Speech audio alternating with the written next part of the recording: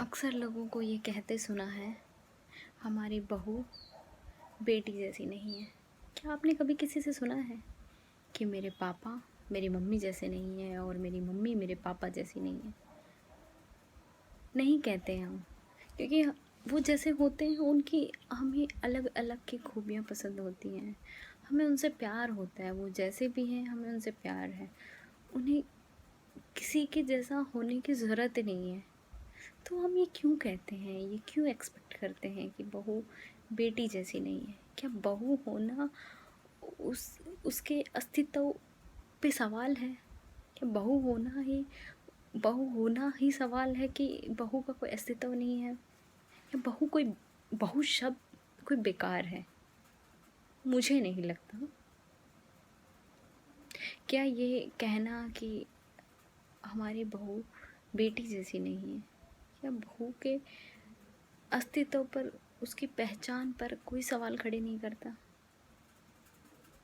क्या बहू होने में कोई खासियत नहीं है? क्या बहू होना इतना बुरा है?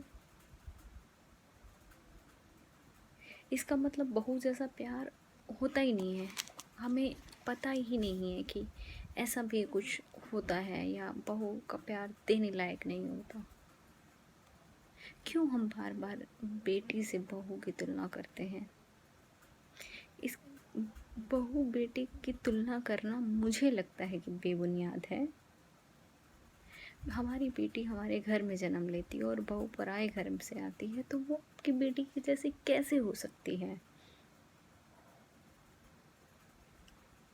और क्यों हो वो आपकी बेटी की जैसी? उसने कहा, हम तुम्हें बेटी मानते हैं। मैंने कहा मत मानो, मत मानो, क्योंकि मेरा जन्म किसी और घर में हुआ है, मेरे पेरेंट्स कोई और हैं।